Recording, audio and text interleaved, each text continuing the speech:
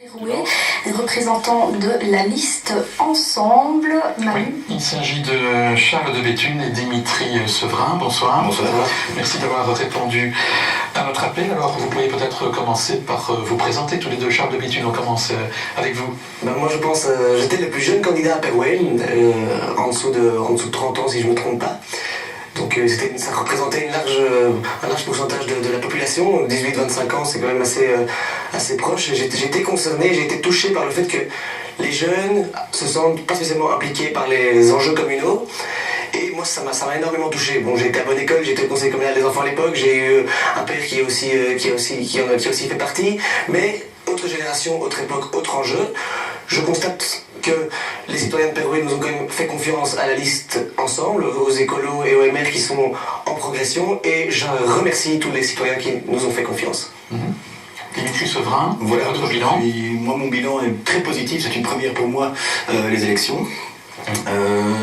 Un bilan très positif, pourquoi? Parce qu'un accueil très chaleureux des personnes de Pérouet. Je me suis impliqué dans beaucoup de choses, puisque je suis originaire de Pérouet, aussi bien dans le sport que dans tout ce qui est jeune, etc. Comme je vous le dis, moi c'est une expérience hyper positive, je rééditerai ça dans l'avenir, c'est certain. Un groupe exceptionnel, je remercie aussi les indépendants pour leur soutien. Et voilà, c'était très très positif à refaire. Ça vous a demandé beaucoup de travail justement de participer à cette campagne. Quand on est jeune, on a peut-être plus ou moins de temps à consacrer à cela que les personnes plus âgées. On se prend de toute façon au jeu. Oui. Donc en débutant là-dedans, on ne sait pas trop en fait, comment ça va se passer, etc. Et puis voilà, ça arrive, on se prend au jeu, les citoyens discutent avec nous beaucoup, on discute beaucoup avec eux, on va rencontrer des personnes et ça prend effectivement pas mal de temps. Il faut être rigoureux. Et voilà, le résultat est là, très positif pour nous. Moi, pour une première, je suis très satisfait de mon résultat. Donc voilà. Vous avez des voix de préférence?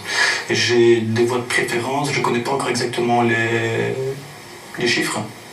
Je ne sais pas si vous avez plus de chiffres que nous. Pour l'instant, non. On a eu des échos. Personnellement, je passerai, mais là n'est pas l'essentiel, c'est vraiment le projet qu'on a porté durant toute la campagne, un beau programme, une écoute citoyenne pour avoir fait, j'ai consacré énormément de temps dans cette campagne, que ce soit sur Facebook, un nouveau moyen de communication qu'il faut vraiment exploiter. J'étais tous les jours dessus à publier une photo ou un événement, une partie de notre programme, etc. C'était vraiment enrichissant, mais personnellement, ce n'est pas là l'essentiel. C'est vraiment le projet qu'on a porté ensemble. Pourtant, les moyens de communication donc évoluent.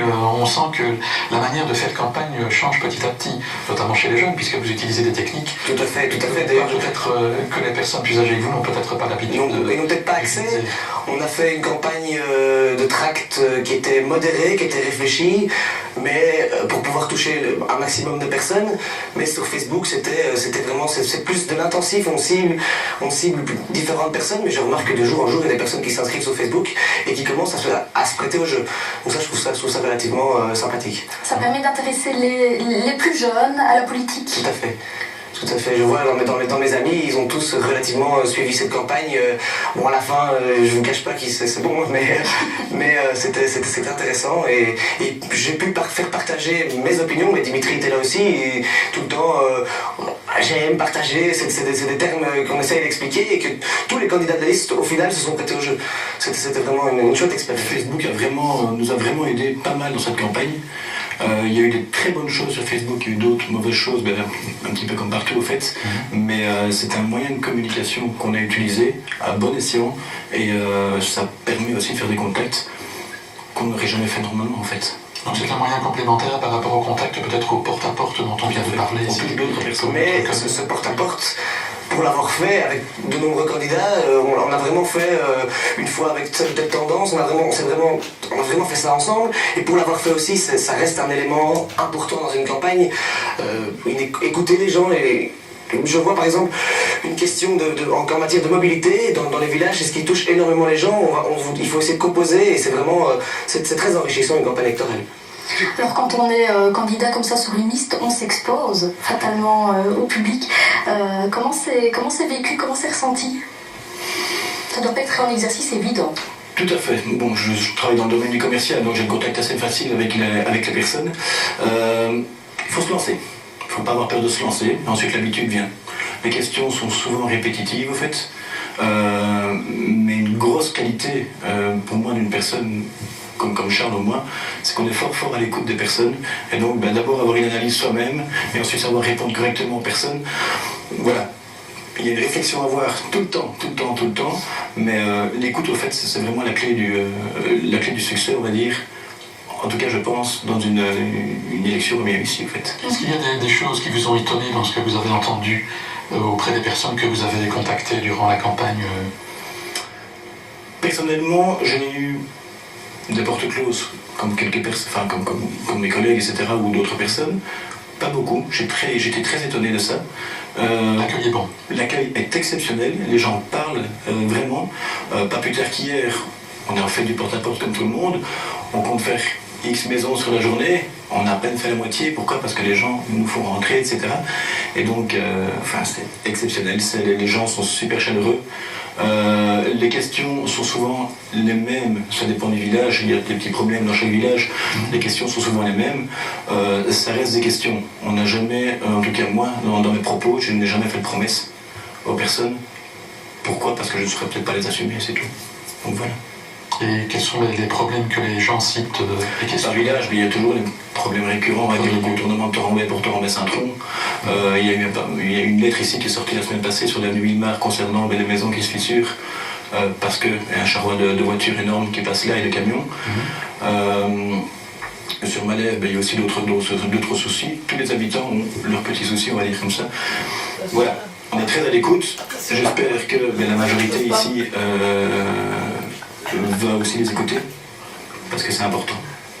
Charles de Béthune ? Si j'ai la chance de pouvoir siéger au conseil communal, j'aimerais faire une opposition constructive et que je me répète, mais en matière de mobilité, dans tous les villages, dans les 4 villages et dans Perouet, c'est vraiment un élément important. Que faire pour faire ralentir ce charroi de voitures, peut-être de machines agricoles aussi dans un certain temps? Il faut composer.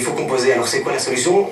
Je l'ai pas spécialement, c'est quoi? C'est peut-être un dodane ou un radar, etc. Maintenant, il va falloir faire quelque chose parce que les personnes qui conduisent leurs enfants à l'école, parfois se retrouvent sans trottoir. Moi, c'est ça qui m'a vraiment touché. C'était pas mon sujet de prédilection à la base dans cette campagne, mais ça revient tout le temps. Ça revient à chaque instant de cette campagne. Il y a d'autres dossiers que vous comptez défendre en matière de jeunesse, oui, il y a le projet d'un club des jeunes, etc., d'une maison des jeunes, mais c'est vraiment les impliquer dans cette commune, dans les décisions. Il existe, dont j'ai fait partie, un conseil communal des enfants, il existe une CLDR, une CCATM, etc. Mais les jeunes, 18-25, les impliquer. Et alors nous proposions dans notre programme une bourse communale pour les projets que les jeunes veulent soutenir, une bourse communale d'aide aux projets des jeunes. Ça me touche énormément. Donc ces deux sujets-là seront mes chevaux de bataille. Donc Charles, votre père a été conseiller communal, c'est lui qui vous a mis le pied à l'étrier ou bien la vocation est venue toute seule? Oui, si, comme tout un chacun, je ne suis pas le fils d'eux, je ne vais pas jouer cette politique-là, mais je me souviens très bien de la campagne de mon père en 2000, c'était vraiment, j'avais 8 ans à l'époque, mais je me souviens de tous les éléments qui se sont déroulés à ce moment-là, et ça c'est peut-être porteur, c'est peut-être un signe, non, je ne sais pas, mais comme je me répète de nouveau, autre génération, autre époque, autre enjeu, entre guillemets. Et le conseil communal des enfants, justement, a été un tremplin, a permis de donner un petit déclic ou... Oui, tout à fait, on avait porté des projets, mais justement en matière de sécurité routière, avec la création de panneaux qui existent toujours, je les ai encore vus récemment, en circulant à Perouet. On avait aussi eu l'occasion de rencontrer une ville de la banlieue parisienne où on avait fait un échange, c'était enrichissant de voir aussi que là-bas, les problèmes sont autres, dans la banlieue de Paris, c'est pas Perouet, c'était vraiment pouvoir échanger avec les jeunes, mais mon père m'a peut-être donné le virus aussi. Et de votre côté, qu'est-ce qui vous a donné envie de vous lancer dans la politique? Le pérouésien même. Je suis pérousien depuis tout le temps. On me l'avait déjà proposé il y a 6 ans en fait. J'ai mûrement réfléchi ça. J'ai appris pas mal pendant 6 ans. Et voilà, je suis pérousien depuis toujours. Mon envie était vraiment d'aider les gens de Perouet, les écouter. Et j'adore Perouet. C'est pas une ville, c'est une commune que j'adore. Et voilà. Pour ça, je me suis mis en fait. Alors, en parlant de jeunesse, etc., on s'est baladé ce matin, justement, dans les bureaux de vote de Pérouet. Nous sommes partis à la rencontre d'un jeune votant qui vote pour la toute première année. Il était accompagné de ses parents. Je vous propose de découvrir ce reportage qui est signé Stéphanie Sanzo.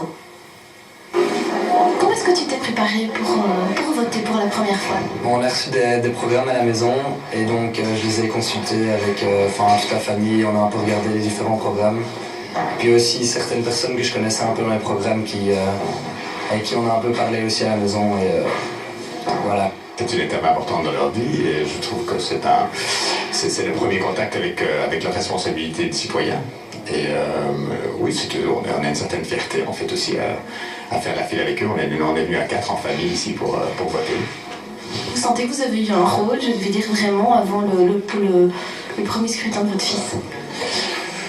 Je ne suis pas certain qu'on a réellement eu un rôle. En fait, on parle quand même régulièrement de ce qui se passe dans la commune et donc de ce fait-là, ils ont compris assez facilement en fait l'importance pour eux de participer, même si en fait ils me disaient encore ce matin, mais finalement c'est une goutte dans l'océan. Finalement, qu'est-ce que ça ferait comme différence si je venais voter ou pas? Mais néanmoins, ils sentaient quand même un certain stress. Ils se disaient, bon voilà, j'ai une responsabilité. Maintenant, je peux donner ma voix. Je peux influencer le cours des choses quelque part. Au final, c'est vrai que c'est un passage aussi, c'est quelque chose de nouveau qui commence et c'est vrai que c'est amusant de voter, c'est une bonne expérience. Au revoir. Voilà, un premier acte citoyen.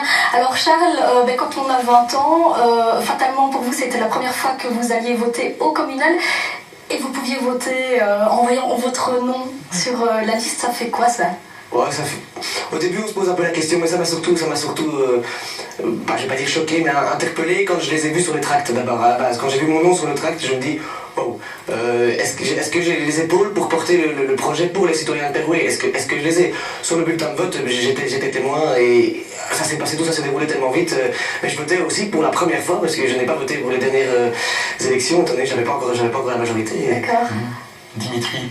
Pour moi, c'est une fierté de voir son nom par rapport à une liste, par rapport à un groupe et surtout par rapport à un projet à devoir défendre. Une grande fierté et si je peux rajouter quelque chose, c'est que je remercie moi toutes les personnes qui se sont impliquées dans la campagne, aussi bien de notre côté que les personnes qui nous ont aidés, les Pérouésiens. Et sachez que à l'avenir, moi je ferai tout mon possible et tout ce qui est possible dans le groupe pour aider tous les gens de Pérouet et tous les citoyens. Vous allez faire la fête là maintenant?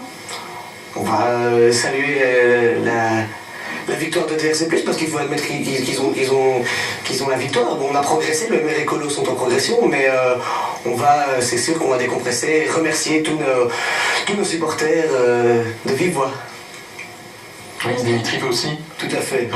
J'ai congé demain, donc voilà, on va décompresser un petit peu. Très bien, eh bien, on vous remercie tous les deux, passez une bonne fin de soirée. Quant à nous, avant de clôturer cette partie